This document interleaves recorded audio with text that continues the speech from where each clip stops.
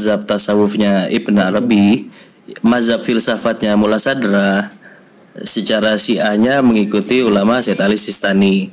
Nah, gue mau membahas dengan pendekatan, pasti kalau misalkan pendekatannya Ibn Arabi akan sulit secara kebahasaan, maka gue akan menggunakan metode Sadrian dalam membangun konsep ketuhanan.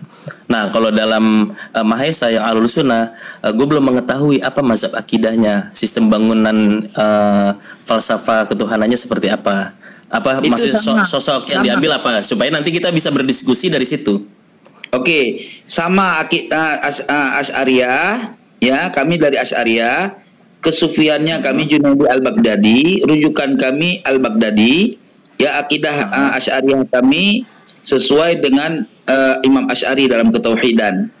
Ya, nah, udah jelas kan kita berdiskusi bisa dimulai dari antara Sadrian dengan Asy'ariyah. Oke, silakan. Nah, gue mau mulai dari kita kan untuk itu kita harus punya standar pula. Ternyata saudara kita ini kan tidak siap menyebutkan kita, lalu membuka, menggali itu dari kita langsung. Kan bingung. Kalau saya siap nih, kita sudah di samping nih. Berani tidak? Kitab kuning tanpa harokat. Berani tidak dulu di sini, di awal dulu lah. Pertanyaan saya belum dijawab. Di luar konteks diskusi. Gua kalau misalkan pada posisinya Habib Nahnu tadi bahas bahwa Bro Maesa adalah seorang Asy'ariyah. Nah, gue mau membahas bahwa dalam Asy'ariyah itu kan wujud ada pada posisi sifat. Kiki, tar dulu Kiki, dengerin dulu. Burhani. Kitab itu Ustaz Mahesa, Kiki ini nggak bisa baca kitab Arab gundul. Antum paksain dulu. Bingung juga. Udah dulu lah. Saya pun tahu maksudnya biar dia ngaku dulu lah. Udah Mahesa saya nyerah kalau baca kitab. Maksudnya gitu loh. Jujuran sih. Dari awal ngomong Mahesa, dari awal kan dia udah ngomong kalau masalah kan yang gue tawarkan adalah disiplin yang gue kuasai. Ngapain gue berdiskusi disiplin yang tidak gue kuasai? Harakiri. Ya kalau gitu ngapain diskusi Kiki? Kita ngerendahin orang lu Kiki. Kiki jalan. Lucu loh, jadi badut loh pagi ini. Nah, masa iya Ustaz Mahesa kayak Dedi begini, Ustaz Mahesa diskusi, dibilang bukan Islam, bukan ini, dia gak punya data, bukan kayak Ustaz Mahesa.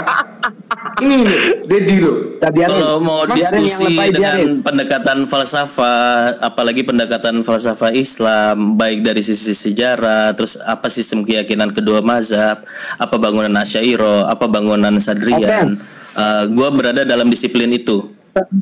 Pilih tema. Saya lagi udah to the point. Pilih tema yang Anda kuasai. Ustaz Mahesa, maaf lu. Pilih tema yang paling Anda kuasai tentang ketuhanan, karena Anda ngaku Ja'fari. Kalau kita mah terang-terangan, makanya nggak mau membuka diskusi ini karena kita mah nggak tahu akidah Ja'fari itu seperti apa. Nah sekarang berarti karena Anda ini kayaknya iya, jangan. Kalau misalkan tidak. Kalau tidak ini saran gue sih jangan, karena nanti jadi nggak diskusi gitu. Kalau gue kan memang mempelajari tentang. Saya persilahkan Anda menyerang akidah Asy'ari. Saya persilahkan Anda menyerang akidah Asy'ari. Silakan. Ayo, saya tantang Anda. Gue mulai ya. Jadi dalam akidah Asy'ariyah itu kita kenal dengan konsep 20 sifat atau 20 nama. Yang dimana di situ wujud dimasukkan ke dalam sifat. Dalam sistem filsafat, sifat itu bersifat sebagai aksiden. Aksiden itu apa? Aksiden adalah pembagian dari esensi. Esensi itu kan dibagi menjadi substansi dan aksiden. Esensi itu apa? Esensi adalah posisi diametral dari eksistensi. Eksistensi itu apa? Eksistensi itu wujud. Nah, bayangkan kalau wujud Tuhan berposisi sebagai aksiden, konsekuensinya adalah saat Tuhan belum disandangkan dengan aksidennya, Tuhan berposisi dalam ketiadaan. Bagaimana mazhab Asy'ariyah mempertanggungjawabkan ini? Gitu loh. Enggak, sampean ini lucunya gitu. Saya jawab dulu. Ustaz Mahesa diam dulu, saya jawab. Sampean Kiki itu udah offset. Anda nggak paham berarti akidah Asy'ari. Iya, ya. Offset bebas parah itu. Offset parah itu. So tahu itu. Ya, kalau memang offset boleh direspon, nggak apa-apa. Ya, makanya diam dulu, santai. Saya buktikan dulu ya. Ustadz, ini saya langsung kita Beb, taikin aneh ke tengah Beb. Siap.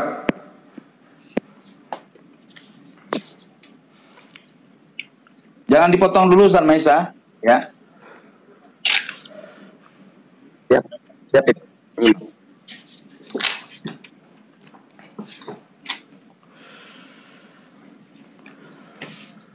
Mana tuh? Sebentar. Karena mau ke hammam bentar, nguyuk.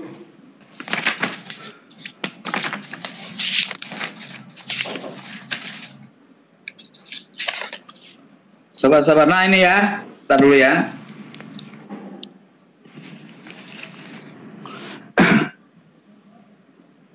Ya.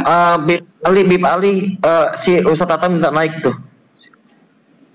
Ke hamam dia lagi ke hamam.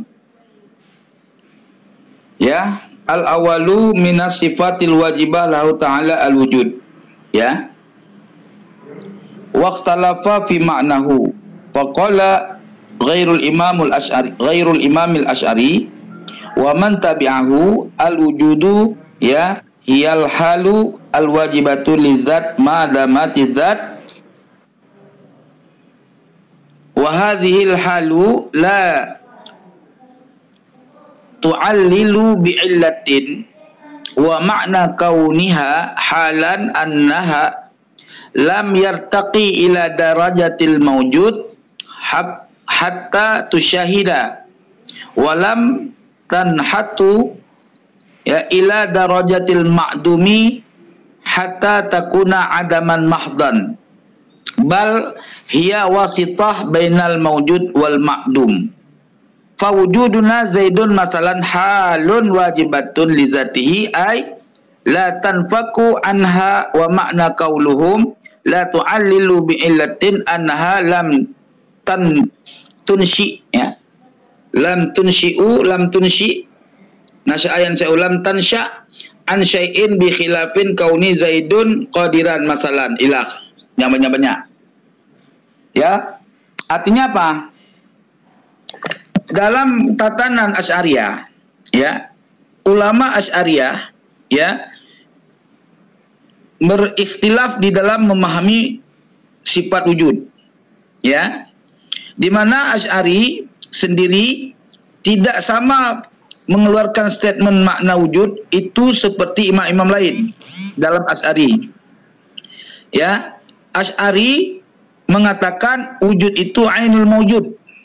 Sedangkan Imam Al-Maturidi menyatakan al-wujudu ghairul mawjud. Nah, sebelum saya menerangkan lebih jauh, antum mengerti nggak yang dimaksud Imam Asy'ari al-wujudu ainul mawjud dengan al-wujudu ghairul mawjud? Silakan. Yang pertama, wujud itu ada pada dirinya. Yang kedua, wujud itu bergantung kepada yang selainnya. Oh enggak, itu salah. Gitu enggak? Salah itu. Enggak ada wujud bergantung. Udah kasihan kikisan. Cuma kikisin ente tadi sudah sok. Enggak, masalahnya tadi enggak, saya kasihan. Bro Nahnu tadi menyematkan kalau misalkan Maturidi loh, ini kan kita lagi nggak membahas Maturidi, kita membahas Asy'ariyah. Al-wujudu ghairul mawjud bukan berhajat kepada sesuatu selainnya, ada. Gini Beb Nahnu, ini diskusinya antara Kiki dan Ustadz Maisa. Biarin dulu. Antum kan moderator nggak boleh berkecimprungan. Nggak apa-apa Bro Ali, ini diskusi santai-santai kok. Nggak apa-apa santai. Saya bingung ya kalau kata perkatanya ini sudah berantakan di Baharul. Ini terlalu kacau. Ini mohon maaf ya. Tadinya saya posisikan antum ini sebagai lawan diskusi. Ternyata beribu maaf tanpa niat merendahkan. Memang tak layak berdiskusi dengan antum karena antum mengambil kesimpulan dengan akidah Asy'ari sudah secara kacau balau itu. Repot kita kalau harus melurusin dari awal dulu. Kacau balau jenengan itu. Tadi Habib Nahnu belum mempresentasikan atau mendemonstrasikan akidah Asy'ari, bahwa akidah Asy'ari itu begini loh. Kan belum dipresentasikan. Enggak, karena dari awal aja. Bro Maisa mau mempresentasikan. Baik. Sekarang gini aja saya terangkan. Kamu nggak paham berarti bab-babnya. Menurut Imam Asy'ari, wujud itu zatnya. Udah? Menurut Imam Maturidi, wujud itu bukan zat. Gitu loh. Bukan ghairul mawjud, tidak diwujudkan, bukan. Atau bukan makna butuh kepada yang lain, bukan. Jadi oleh mujtahid tauhid ahli sunnah wal jamaah mutakhirin, pendapat antara Imam Asy'ari dengan Imam Al-Maturidi digabung jadi satu. Jadilah sifat hal. Menurut Imam Asy'ari, wujud itu bukan sifat, zat. Gitu loh. Sedangkan Imam Maturidi, wujud itu ya adalah sifat. Kenapa? Karena dia bukan zat. Itu yang maksud. Nah, antara keduanya inilah digabung jadi satu, jadi sifat hal, yaitu sifat yang kekal selama kekalnya zat. Di mana sifat hal itu tidak berilat dengan satu ilat, dengan wujudnya sifat. Gitu, sehingga ya tidak naik pada derajat maujud sehingga dapat dilihat. Gitu, seperti saya contoh, rasa sakit itu zatnya sakit kan nggak terlihat, maka rasa sakit itu adalah sifat hal. Dalam Asy'ari disebut nafsiyah, gitu loh. Ini Anda kan mau bicara filsafah kan, mau bicara ilmu filsafah kan? Begini, sedikit gue tambahi ya, bahwa kalau di dalam filsafat itu kan kita kenal ada wajibul wujud, ada mumkinul wujud. Sedangkan wajib pun dibagi menjadi wajib bizat, ada wajib bil ghairi. Wajib bizat itu artinya keberadaan, dia memiliki keberadaan karena dirinya sendiri. Nah, wajib bil ghairi, kewajibannya berdasarkan ada yang memberikan kewajiban itu. Gitu secara konsepnya.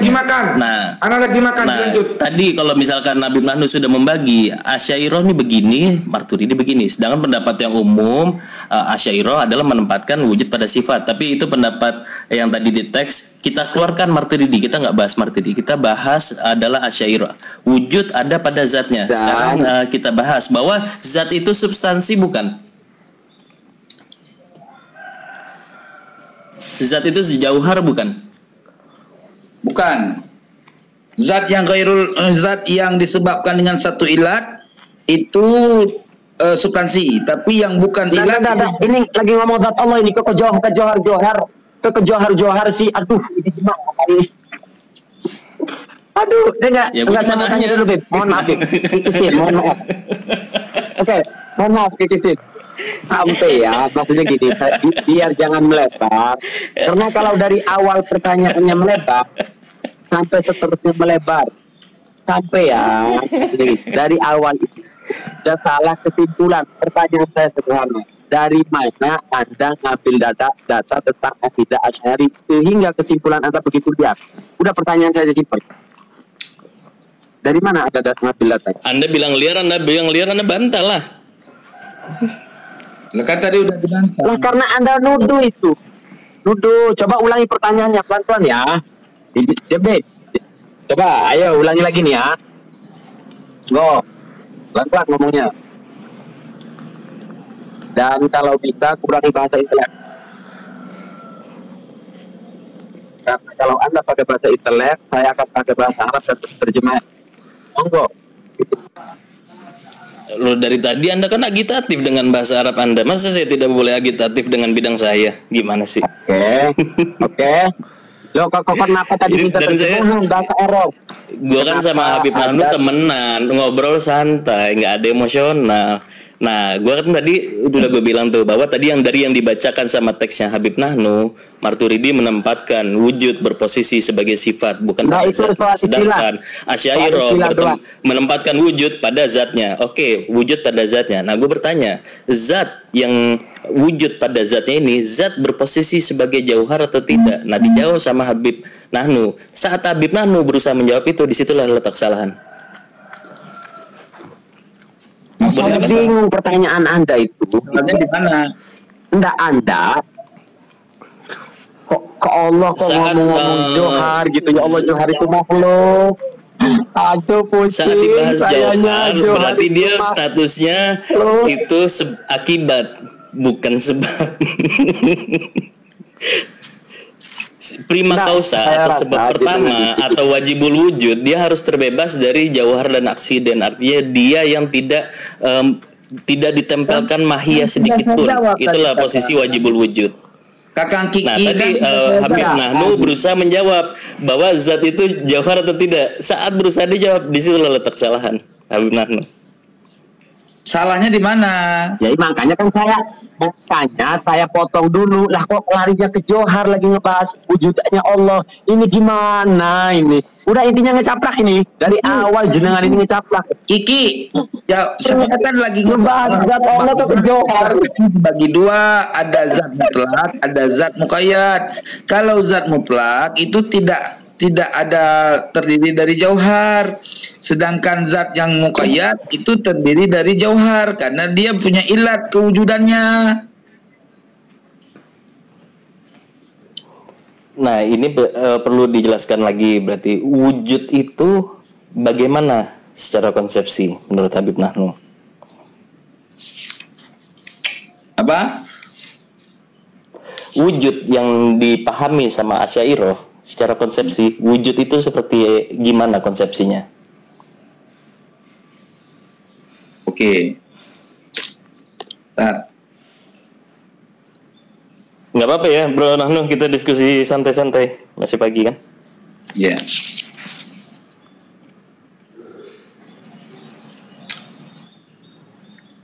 Yeah. Jadi gini.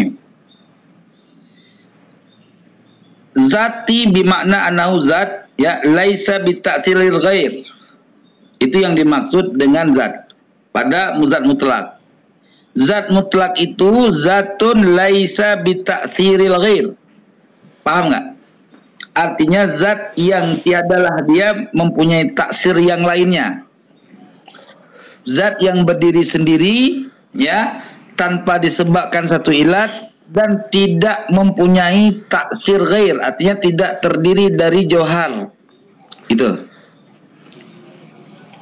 Sekarang begini, kalau kita bilang zat, jangan Anda terus yang kan tanya, tanya Kiki, jangan kau terus yang tanya. Aku jadi terdakwa pula. Nah, sekarang aku tanya sekarang.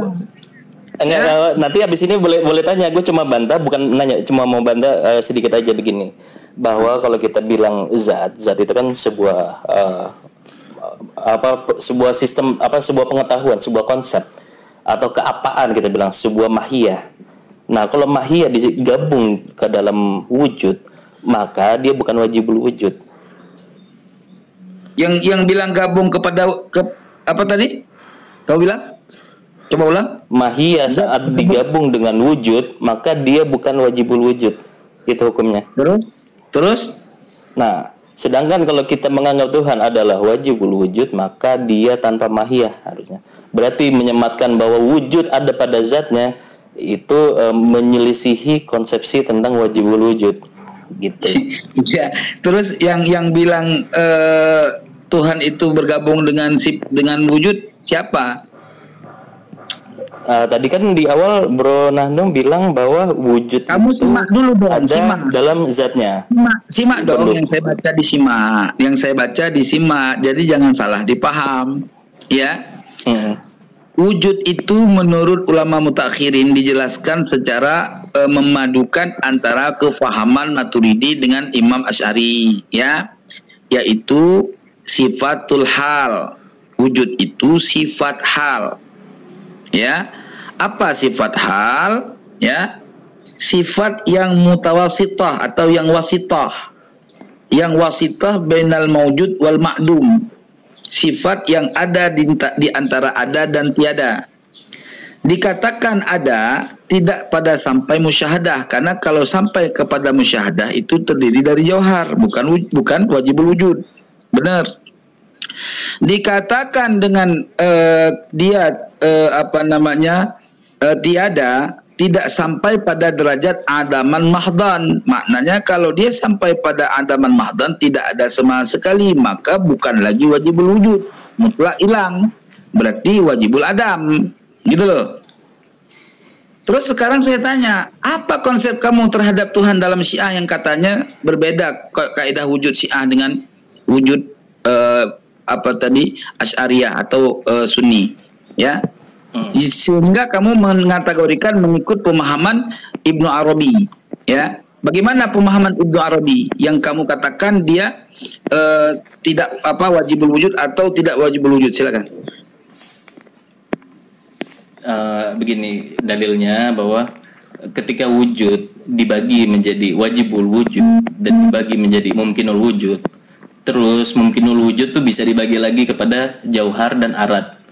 Lalu jauhar substansi dan yang saya tanya, jangan kemungkin, udah paham lah mungkin nih.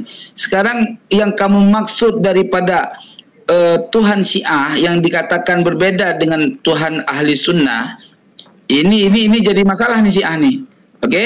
Di mana letak bedanya? Bedanya bahwa wujud itu bagi Syiah bukan sifat. Terus di mana letak perbedaan dengan Asy'ari? Asy'ari menulisnya sebagai sifat, kan? Dari mana kamu tahu Asy'ari menuliskan sifat? Kalau wujud itu bukan sifat, berarti apa? Wujud itu bukan apa? Wujud itu ada. Iya, ada itu apa arti. Itu mahiyah. Ada itu arti. Dengar dulu, Kiki. Ada itu arti wujud. Terjemah. Al-wujud bahasa Arab. Dengar dulu. Paham. Al-wujud bahasa Arabnya ada, arti bahasa kitanya ada. Ya. Terus kamu katakan tadi wujud itu bukan sifat menurut Syiah. Sekarang saya tanya, kalau wujud bukan sifat menurut Syiah, terus apa? Nah, dalam Syiah wujud itu bukan apa? Wujud adalah wujud. Wujud itu ada. Nah, karena pembagiannya begini, gue tambahin sedikit Bro Nahnu, bahwa kalau wujud itu ada sandangan keapaannya, ada sandangan mahiyahnya, maka dia bukan wajibul wujud, dia mumkinul wujud. Wajibul wujud adalah wujud yang tanpa apa? Tanpa mahiyah, itu adalah Tuhan. Tanpa mahiyah itu udah jelas. Itu kalau bicara kamu kepada arah tanpa apa dan tanpa ini, itu kainat. Itu dalam bahasa Arabnya kainat. Allah itu tidak terdiri dari kainat. Ya, wujud itu bukan, kalau kamu arahkan wujud kepada kainat, ya, maka itu wujud mungkin wujud, mungkin maujud. Ini yang permasalahannya, ya, kamu mengarahkan pemahaman Syiah mengatakan Allah itu bukan ghairul wujud, bukan sifat, ya. Terus Allah itu apa? Kan dalam kaidah ilmu falasifah tetap diakui bahwa ada sifat, ada zat.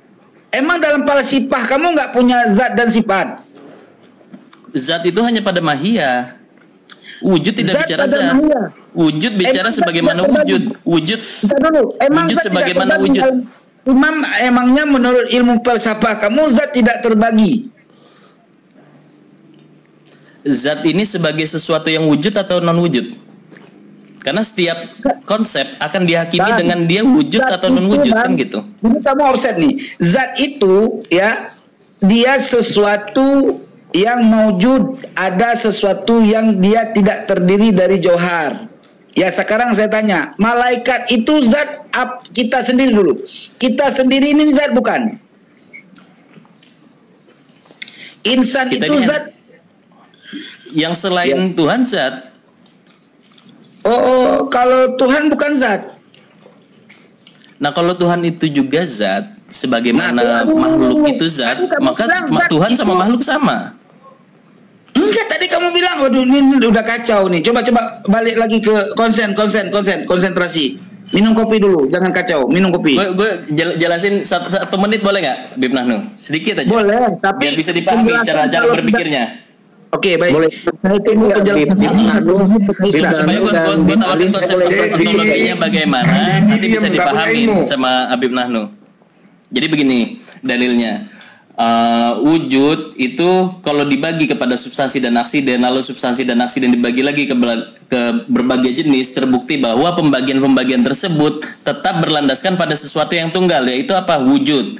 Dalil lainnya, setelah menisbahkan wujud pada suatu entitas, kita ragu tentang sifat dasarnya. Contoh yang meyakini bahwa dunia ini yang ciptain siapa? Kita ragu pencipta itu adalah wujud wajib atau wujud mungkin, atau apakah pencipta itu adalah suatu kuiditas atau bukan. Contoh lain, kita mempercayai manusia memiliki jiwa, lalu kita ragu apakah jiwa tersebut adalah material atau imaterial, apakah ia substansi atau aksiden. Karena itu bila wujud bukan univokal namun adalah equivokal, maka maknanya akan berbeda pada penerapannya atas berbagai subjek. Univokal dan equivokal itu mustarak lafzi dan mustarak maknawi. Dari lainnya, ketiadaan atau adam itu kontras dengan wujud. Ketiadaan itu univokal, maka tiada perbedaan dalam ketiadaan. Karena itu wujud sebagai lawan bagi ketiadaan juga univokal. Bila wujud dengan ketiadaan tiada berbeda, maka akan melanggar hukum prinsip non kontradiksi. Bila menganggap wujud adalah equivokal, maka hubungan antara wajib dan mungkin atau sebab dan akibat menjadi tidak terlaksana. Padahal hubungan-hubungan ini adalah hukum tetap bagi akal. Rinciannya, bila menyatakan wajib wujud itu ada, maka ada tersebut juga berlaku bagi mungkinul wujud. Sehingga bila mengakui keduanya nyata, harusnya menerima bahwa wujud itu univokal. Namun bila mengakui wujud adalah equivokal, maka mungkinul wujud itu ada, haruslah wajibul wujud menjadi tidak ada, atau sebaliknya. Namun karena wajibul wujud dan mungkinul wujud itu nyata dan terbukti ada, maka tentulah konsep wujud itu univokal. Artinya dia bisa disematkan kepada predikasi apapun, pada hamal apapun.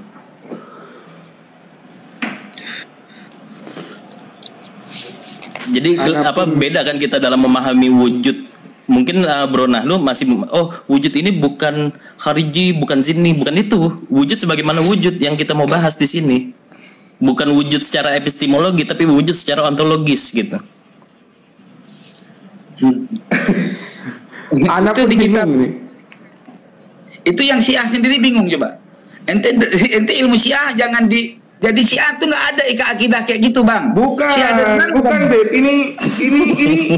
Ini jatuhnya filsafat, Beb. Beda, Beb. Filsafat karena tidak menguasai. Kiki menguasai. Adrian, Bro Nahnu ini mulai belajar, Beb. Itu orang-orang berilmu yang punya. Anak gak punya ilmu itu, makanya anak bingung.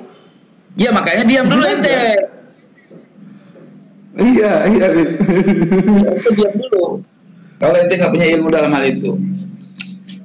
Nah, gue tambahin lagi sedikit perspektif lagi, boleh? Ya, jangan dulu kamu minta izin 1 menit tadi. Sama lah. Iya, silakan.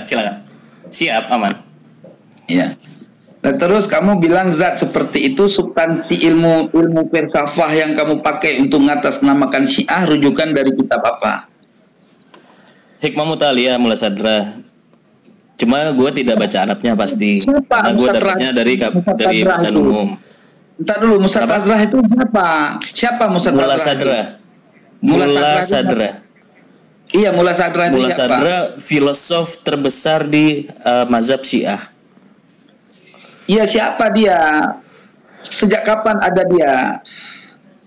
Filosof itu dia itu sejak kapan mewujudnya? Kelahiran 1572, Siras Iran B. Meninggal 1641 berapa? di Basra. 1572 Masehi. Ya. Sedangkan kemunculan Syiah itu belum jauh daripada 1500 kan? Loh kan kita nggak bahas waktu atau dulu-duluan, kita bahas konsepsi ketuhanan kan? Betul. Enggak, ini kan persoalannya kalau Anda sudah menyatakan Syiah kayak kami Sunni, ya berdirinya sudah jelas sejak zaman dahulu, sejak sesepadan dengan zamannya berdiri Syiah. Loh, yang ya kan? Nggak apa-apa lebih dulu, makanya yang terakhir datang itu yang memutakhirkan. Filsafat yang diajarkan oleh kaidah kamu tadi mengatakan zat. Sekarang saya tanya, Allah itu bukan zat berarti? Wajibul wujud. Iya, wajibul wujud itu kan Bang nih, wajibul wujud itu bahasa Arab. Ngerti nggak maksudnya? Bahasa Indonesia bahasa Inggrisnya necessary existence. Ya, bahasa Indonesianya? Bahasa Indonesianya yang mesti ada. Oh, itu kami juga ada. Yang mesti ada itu kan bahasa mesti ada. Itu wajib. Makna wajib, bukan makna wajibul wujud. Makna wajib. Makna wajib. Ya. Wajib itu kullu ma la yaqbalul intifa, perkara yang tiada menerima peniadaan. Itu wajib pada akal loh. Iya, kepastian. Ya? Itu sana. Wajib itu adalah ma la yaqbalul intifa. Sekarang saya tanya, menisbatkan wajibul wujud atau mengidhofah kalimat wajib kepada al-wujud, wujud itu sendiri maknanya apa? Ada itu terjemah. Makna ada apa? Dalam ilmu akal, ilmu logika, ilmu filsafat. Ya coba terjemahkan ada. Loh, kok aku nanya ke sampean dari tadi ngomong ngalor ngidul, masih nanya lagi kepada saya. Saya tanya begini Habib Nahnu, sesuatu yang bisa diberi makna hanya yang berposisi sebagai mahiyah. Karena wujud bukan mahiyah, maka wujud tidak bisa dijelaskan. Karena yang bisa dijelaskan hanya mahiyah. Sesuatu yang tidak bisa dijelaskan berarti dia bukan mahiyah. Wajibul wujud. Oke. Kalau dia ada satu kata, ya kan? Terus kata itu mengandung makna pada zat, pada diri sesuatu, dan dia tidak ada mahiyah, tidak bisa dibuktikan mahiyahnya, apakah dia bukan bukan esensi? Ini gue ulangi ya, Habib Nahnu tadi bertanya apa makna wujud, berarti kan mempertanyakan apa itu ada, kan gitu pertanyaannya. Ya. Pertanyaan apa itu ada, pertanyaan apa itu adalah sebuah pertanyaan yang kalimat berikutnya adalah mahiyah. Sedangkan wujud, kalau dia adalah mahiyah maka bukan wajibul wujud. Kalau dia mungkin wujud. Kalau dia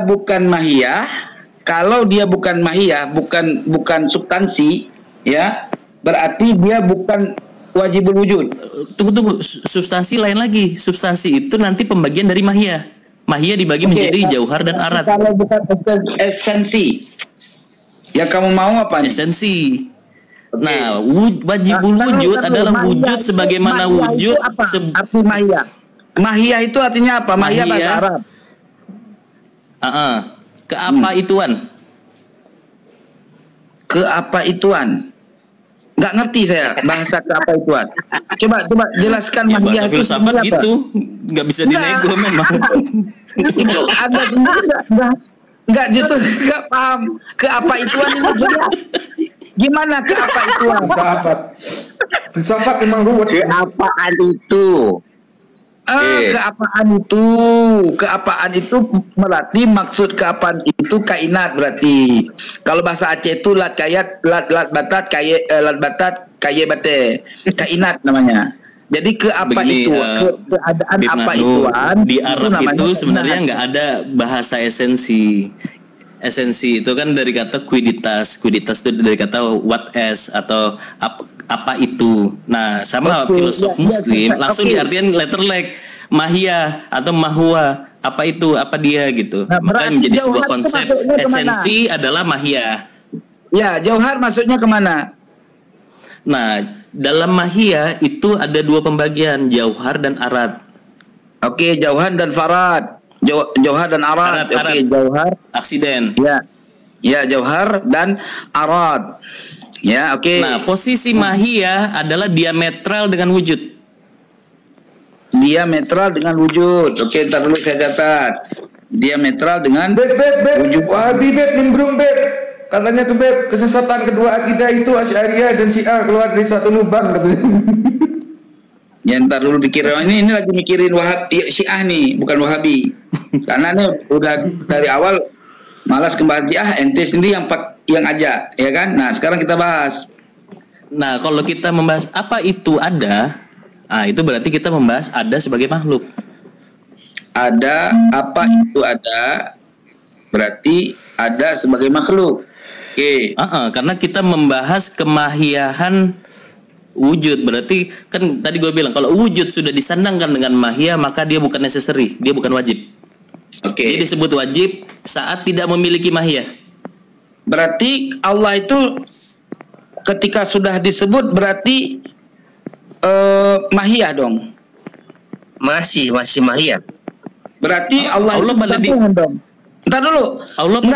Allah pada dirinya mahiyah. Allah pada dirinya mahiyah. Allah pada dirinya mahiyah. Nah, terus Allah pada dirinya disebut mahiyah. Allah pada contohnya dirinya begini, Habib Nahnu sebagai yang ada memandang diri Habib Nahnu. Nah, memandang diri Habib Nahnu yang kedua sebagai mahiyah, Habib Nahnu yang pertama sebagai wujud. Bagaimana sesuatu pada dirinya adalah mahiyah? Saya sendiri yang ada pada diri saya itu sifat dan zat. Zat saya sebagai mahiyah. Hakiki. Sifat dan zat. Karena zat itu adalah jauhar, sifat itu adalah aksiden. Makanya saya pada diri saya adalah mahiyah, betul. Terus? Makanya gue tadi tolak kalau misalkan wujud adalah zatnya. Kalau wujud adalah zat, kenapa? Yang diri satu lagi yang mana? Kamu kan tadi diri saya itu mahiyah, ya kan? Diri saya Allah yang memandang diri saya yang pertama sebagai wujud, diri saya yang memandang diri saya yang kedua itu adalah mahiyah. Itu filsafat. Aduh. Ini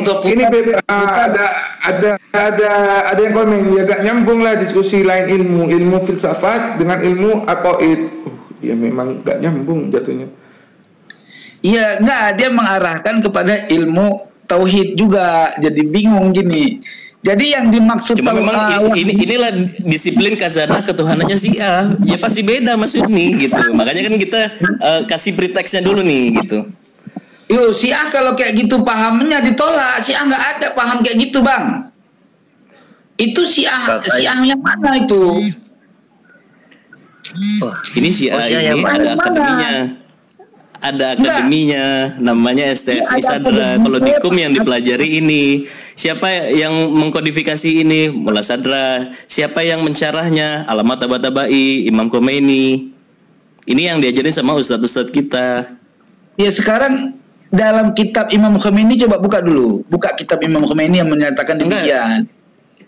Kitabnya Alamat Tabatabai, judulnya Bidayatul Hikmah. Ya, ntar dulu ya, saya lihat. Lucu nih. Terus kaidah Tuhan menurut Syiah berarti Tuhan itu apa sebenarnya? Yang tanpa mahiyah. Iya, kalau tanpa mahiyah, ahli sunnah juga Tuhan tanpa mahiyah. Apa bedanya? Tadi kan beda. Tadi Habib Nahnu bilang bahwa wujud pada zatnya, iya nggak? Tadi Habib Nahnu bilang bahwa dalam Asy'ariyah wujud pada zatnya. Zat yang dinisbatkan kepada Allah, kepada dirinya Allah itu mahiyah kan? Tadi sama bilang, kamu juga sama bilang. Maksud zat yang disambatkan kepada Allah, kepada Tuhan, kepada kamu sendiri misalkan. Kamu tadi bilang, saya yang disambarkan kepada saya itu diri saya itu mahiyah, hakikat dari mahiyah diri saya, ya kan? Esensinya. Oke. Nah, sekarang Tuhan itu kan kamu bilang apabila dinisbatkan Tuhan kepada wujud, ya kan? Berarti Tuhan itu mahiyah, bukan Tuhan. Karena dia berhajat kepada mahiyah. Lah sekarang saya tanya sama kamu, lah Tuhannya kami orang ahli sunnah juga tidak berhajat kepada mahiyah, dirinya Tuhan. Gimana bedanya? Boleh dibuktiin nggak? Lah, boleh silakan. Apa yang mau dibuktikan? Di dalam Asy'ariyah Allah sama wujud mana lebih dulu? Allah sama wujud mana lebih dulu? Bagaimana memilih lebih dulu? Karena zat sama wujud itu kan dengan wujudnya zat, wujudnya sifat. Gimana sih? Allah sama wujud sama atau beda? Allah sama wujud sama atau beda? Ih, gimana cara jawabnya orang? Zat sama beda, ada. Mana yang lebih dulu? Enggak bisa ditanya lebih dulu karena tidak ada keduluan di situ, Bang. Kalau kamu bilang ada lebih dulu berarti kapan adanya tuh Allah itu sebelum adanya Allah? Bagaimana coba? Kalau misalkan Habib Nahnu jawab bahwa Allah lebih dulu daripada ada, konsekuensinya adalah Allah itu tiada. Tapi kalau Habib Nahnu bilang bahwa ada lebih dulu daripada Allah, berarti Tuhan itu adalah ada itu sendiri. Sedangkan Allah adalah mahiyah bagi kita untuk mengenali keberadaan. Bang, ajali itu tidak berhajat kepada waktu. Maka di makna kidam tidak ada awal baginya. Bukan terdahulu. Ini bukan bicara hierarki waktu, ini kita bicara hierarki posisi. Iya, hierarki posisi dengan tidak ada waktu tidak hajat kepada posisi. Enggak harus. Atasan dan bawahan itu kan bukan hierarki waktu. Antara bos dan staff itu bukan hierarki waktu kan? Bang, kalau bukan hierarki waktu dan posisi mahal dan mukhassis, itu tidak ada pertanyaan Allah di mana dan bagaimana dan di posisinya duluan mana, nggak ada pertanyaan itu, wazifahnya nggak ada itu, nggak bisa dipertanyakan itu, karena substansi yang kita pahami bahwa ya Allah Subhanahu wa Ta'ala itu terlepas dari segala bentuk ruang dan waktu. Disitulah makna laisa kamitsli. Tapi itu makna qiyamu binafsi. Ahlus sunnah perlu menjawab Allah itu ada di mana? Nggak perlu jawab karena Allah itu maujud bila makan. Lah kalau Allah maujud dengan satu tempat, maka di situ butuh pertanyaan keberadaan. Gini, bedanya Syiah sama Ahlus Sunnah gampangnya begini. Bahwa dalam Syiah pokok agamanya adalah ma'rifatullah.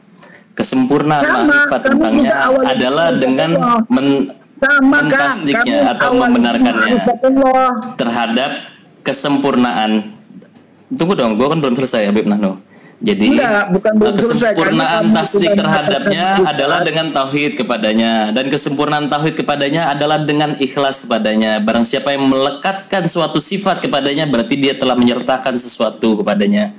Dan barang siapa yang menyertakan sesuatu dengannya maka dia telah menduakannya. Barang siapa yang menduakannya maka dia telah memilah-milah zatnya. Barang siapa yang memilah-milahnya maka sungguhnya dia tidak mengenalnya. Barang siapa yang tidak mengenalnya maka dia akan melakukan penunjukan kepadanya. Barang siapa yang melakukan penunjukan kepadanya maka dia telah membuat batasan tentangnya. Dan barang siapa yang membuat batasan tentangnya sungguhnya dia telah menganggapnya berbilang. Iya, kamu kan baca buku itu. Enggak, ini kan gue mau tadi yang gue kutip itu perkataan Imam Ali dalam Nahjul Balaghah yang diimani sama kelompok Syiah begitu. Iya, nah ini kan dalilnya dari Imam Ali. Tadi Mula Sadra, Alamat Tabai itu adalah syabah dari konsepsi ketuhanan Imam Ali menjadi konsep filosofinya begitu. Udah ya. Udah nih. Ya, kalau saya jawab. Yang kamu sebutkan tadi, emang kamu pikir Asy'ari itu seperti yang kamu paham, yang bukan kamu pahamkan itu bukan Asy'ari itu. Ya, Asy'ari berintikad awalu wajibin alal insani ma'rifatul ilahi bi istiqani. Itu kaidah Asy'ari. Ma'rifah itu kaidah Asy'ari. Seperti kamu sampaikan itu kaidah Asy'ari, akidah Asy'ari. Asy'ari sama Imam Ali mana lebih dulu? Hah? Abu Hasan al-Asy'ari sama Imam Ali mana lebih dulu? Sekarang saya tanya, Syiah sama Abu Bakar siapa lebih dulu? Ali sama Abu Bakar. Tadi pakai kaidah itu terhadap Mula Sadra dan Abu Hasan al-Asy'ari bilang Mula Sadra tahun berapa, Abu Hasan al-Asy'ari. Sekarang kita balik. Ayo, Abu Hasan al-Asy'ari tahun berapa, Imam Ali tahun berapa? Oke, saya tanya. Oke, saya bandingkan lagi. Itu kalau kamu bilang Asy'ari tahun berapa, saya tanya lagi Abu Bakar sama Ali siapa duluan? Imam Ali duluan yang Muslim. Dulu Imam Ali. Benar. Enggak, entar dulu. Siapa duluan mewujudnya? Hah? Imam Ali. Kamu bilang, bentar dulu. Kamu bilang duluan Imam Ali imannya. Iya. Adanya. Oke, saya tanya. Ketika Imam Wujudnya. Ali, wujudnya siapa? Imam Ali dulu. Kapan? Tahun berapa lahir Imam Ali sama Abu Bakar? Perahunya Nabi Nuh tidak akan mendarat dengan selamat tanpa bertawasul kepada nama Imam Ali. Berarti Imam Ali sudah wujud. Gitu. Itu bahan dari saya yang kamu kutip.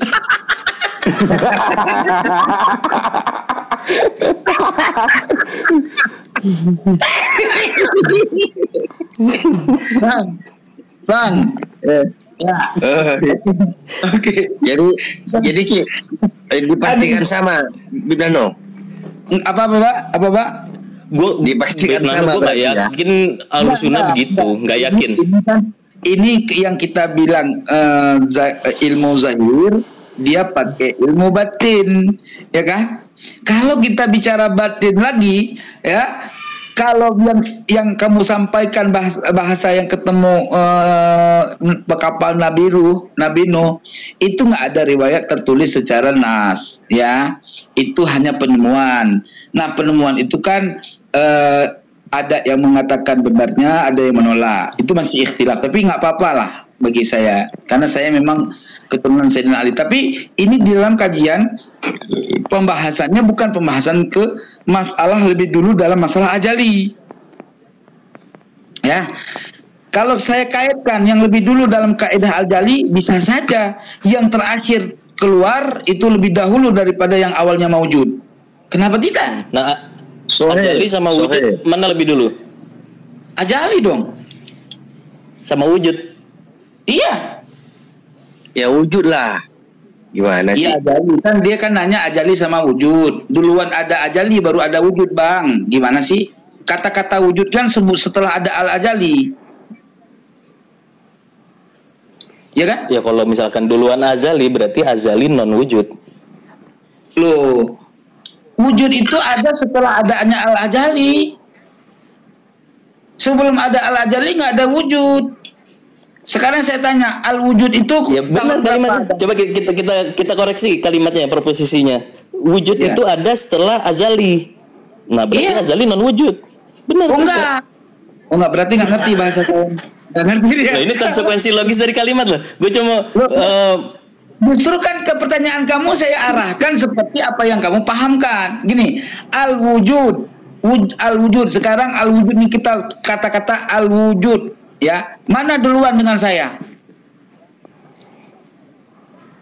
Ya, wujudnya Pak Bebali. Apa yang wujud? Enggak, itu masalahnya bukan ini. Perkataan al-wujud dengan saya itu duluan mana? Itu menambahkan syarat Habib Nahnu bahwa kata wujud sama saya mana lebih dulu. Ini wujud sebagai realitas dengan Habib Nahnu sebagai realitas mana lebih dulu gitu. Enggak, ini kamu nanya sesuatunya al-ajali itu mengerti al-ajali. Sesuatu yang tiada bermula itu al-ajali. Nah, yang gue tanyakan sesuatu yang tiada bermula itu sebagai ada atau tidak ada? Dia wujud atau tidak tuh? Bisa dikatakan ada dan tidak bisa dikatakan tiada. Gimana sih? Nah lo, konsepsi kita itu hanya bersandar kepada sesuatu yang ada, sesuatu yang tidak ada. Kalau dia ada berarti benar, kalau dia tidak ada berarti salah, kan gitu. Yang dikatakan sesuatu yang tiada permulaan maksudnya kayak mana, Bang? Ya wujud, berarti ada. Sesuatu yang tiada permulaan dikatakan wujud. Dari mana, Bang? Dari mana? Al-wujud itu apa maknanya, Bang? Ada. Enggak. Iya, menyebut sesuatu yang tiada permulaan itu apa dasarnya? Kalau bukan wujud, kalau bukan ada. Bang, gini loh. Wujud itu nisbatnya terbagi dua, Bang. Nih. Aduh, kalian ngomong kan pakai logika tanpa data. Susah juga. Makanya Ustaz apa tadi itu? Ustaz Mahesa langsung kabur malah.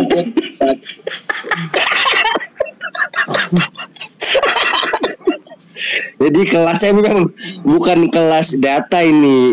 Bagaimana? Apanya? Makanya anak nyerah, karena ini kelasnya udah filsafat, yang dimana filsafat itu langsung dari otaknya sendiri sudah yang muter, nggak ada data-data, makanya anak ada ikut-ikut dari tadi. Iya, makanya bicara seperti ini terus. Jadi anak asumsi itu. Iya, tapi filsafat emang begitu cara diskusinya, Beb. Nggak ada data memang. Ya memang kita juga harus begitu. Berarti kan dia juga nggak bisa memahami bahasa filsafat kita. Ketika kita tanya sesuatu yang tidak ada permulaan, yang tiada permulaan, karena nanti seharusnya buat kesepakatan, Beb. Kesepakatan dulu. Kalau ada benang merah, kita tarik benang merah itu, tarik sama-sama. Ya, benang merahnya ini sebenarnya yang dibahas ini wujud ini tidak bisa dijelaskan tapi bisa dipahami. Bagaimana cara memahami wujud? Menempatkan wujud pada model-model, pada contoh-contoh. Nah, inilah model argumentasi. Nanti dari situ akan terpahamkan. Oh, wujud yang dipahami Ahlussunnah begini, oh wujud yang pahami Syiah begitu gitu. Makanya Bang, kalau ketika Bang Kiki ini ngomong masalah wujud, ya kan, kita kembali kepada permasalahan wujud. Jangan tanya mana duluan. Karena kalau ada tanya mana duluan, itu tidak mendalili al-wujud. Gitu loh. Kalau hakikat sesuatu itu, segala sesuatu itu hakikatnya itu tiada permulaan. Maka ketika dia ada maujud, maka di situ ada pertanyaan di mana dan bagaimana. Itu yang disebut wujudnya idhofi. Sedangkan wujud zati, dia tidak ada permulaan. Hakikatnya dia tidak ada bisa ditanya dahulu kah, duluan mana, nggak bisa. Karena tiada permulaan. Bagaimana sesuatu yang tiada permulaan dikatakan wujud? Gimana sesuatu yang permulaan dikatakan wujud? Sesuatu yang permulaan itu sebagai yang tiada permulaan dikatakan wujud. Jangan dipotong. Ya bisa, sesuatu yang tidak ada permulaannya ada, sesuatu yang ada permulaan juga sebagai yang ada. Yang tidak ada permulaan dikatakan wujud mana? Apa itu yang kamu maksud ada? Nggak bisa. Itu kan ungkapan kita pada ibras. Ya, sekarang ketika sesuatu yang tiada permulaan sebelum wujudnya kita semua, bagaimana kamu mengatakan ada? Ayo.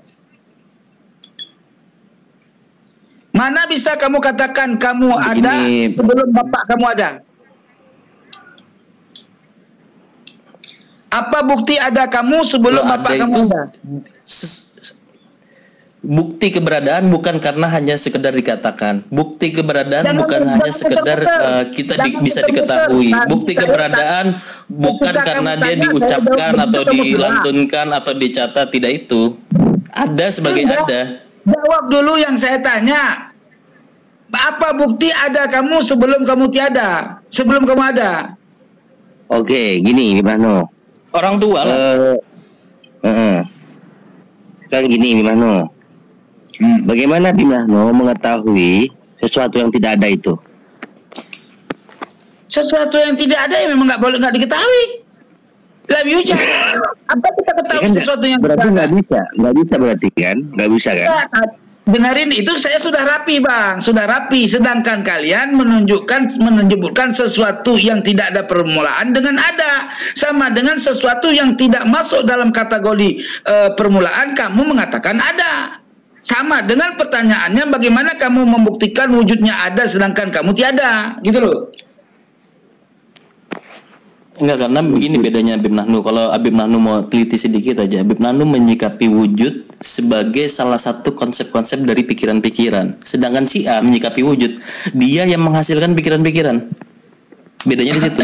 Sehingga karena dia yang menghasilkan pikiran-pikiran, dia tidak bisa disikapi sebagai predikat dan objek gitu. Kamu memahami sesuatu tentang wujud kepada sesuatu yang ada. Buktinya yang kamu tanyakan semua itu pada persoalan maujudah, musyahadah. Ya, tidak membahas kepada persoalan yang ghairul maujud. Sekarang saya tanya. Ya, kalau kayak gitu. Oke, saya ikut tanya. Persoalan ghairul maujud, ghairul apa? Ya, ghairul maujud apa? Perkara yang belum ada. Gimana sih? Ini sekarang saya tanya. Sesuatu yang tidak ada itu ada atau tidak ada? Apanya itu dulu yang jawab. Sesuatu yang tidak ada itu ada atau tidak ada? Tidak ada. Selesai. Oke, sekarang saya bahas. Udah. Sekarang saya tanya, makanya kamu bagaimana menyatakan ada dan tiada dengan mengatakan ajali itu tiada permulaan. Jadi yang sebagai sesuatu yang ada kan, adanya sebagai apa? Adanya sebagai sesuatu yang tiada permulaan. Karena setiap konsepsi baik enggak, yang itu kan esensi itu penamaan. Apakah kamu menganggap satu ajali itu satu bentuk benda yang terbuat dari A atau Z? Enggak.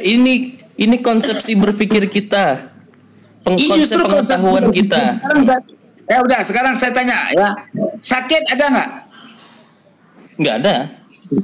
Nggak ada sakit? Nggak ada. Oh, sakit ada.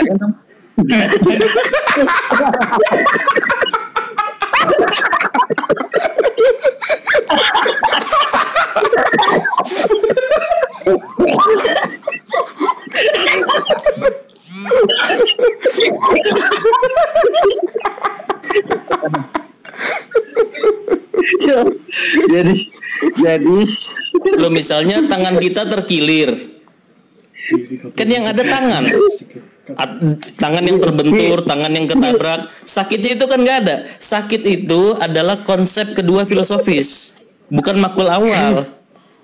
Cukup Ki. Modal pusing kepala anak Ki. Bibna Hanu sama Kiki cukup ya, pusing kepala anak, maaf ya. Oke, tanyakan ke Bibna Hanu itu ada apa enggak?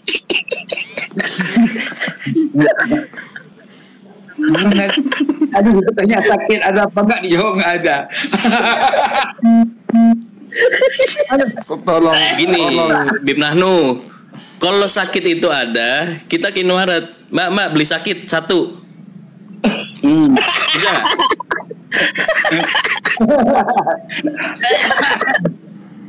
Aduh, minta dibungkus lagi. aduh, cukup ya Beb ya, cukup ya. Ana lagi pusing Beb, filsafat terus Beb. Tadi Ana dengerin antum ini Kiki sama antum. Wala satu ilmu yang masuk otak Ana, satu ilmu udah ada. Ya, tolong. Jadi mabok Ana, mabok. Iya, betul. Ini olahraga otak nih di Bali. Memang gitu awalnya. Gue kasih epistemologi Islam singkat. Jadi ada yang namanya makul awal, pengetahuan pertama kita itu adalah barang-barang yang bisa disensasi atau dia memiliki wujud hariji, wujud eksternal. Itu makul awal. Nah, makul sani mantiki itu pembagian kita antar setiap gagasan. Itu misalkan di atas, di bawah, umum, khusus, universal, partikular. Itu makul sani mantiki. Lalu ada makul sani falsafi. Makul sani falsafi alat identifikasinya makul awal. Konsepsinya hadir di benak. Contoh kayak banjir. Yang di luar itu kan yang ada air. Tapi saat masuk ke rumah kita namakan banjir. Sedangkan kalau di laut kita nggak bilang banjir, kita bilang laut. Barangnya yang di luar yang ada apa? Makul awal, air. Nah itu yang belum ada di Sunni, gitu. Oh iya Ki, tidak masuk ke anak Ki, maaf ya Ki. Ya, assalamualaikum Habib Asmu. Wah, Kiki selalu ekstrim. Assalamualaikum. Assalamualaikum. Ahlan. Bib Nahnu, assalamualaikum. Ana jadi batuk ini. Ngopi, Bib Nahnu ngopi. Udah yuk, masih pagi Ki, udah yuk. Ya. Siap. Aduh. Istirahat dulu ya, filsafatnya taruh dulu ya. Wah, mana itu Beb? Itu kenapa Beb panantum Beb? Ya Allah. Masya Allah. Daun paya. Jadi memang nggak, kalau Mahesa memang nggak kuat nampung, nggak kuat nampung, makanya dia kabur. Iya, nggak kuat nampung dia, Bib Nahnu. Nahnu itu apa Bib?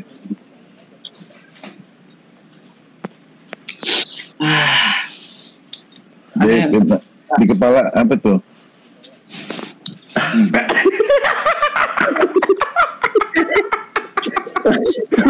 Langsung ubun-ubun. Ubun-ubun langsung mendidih.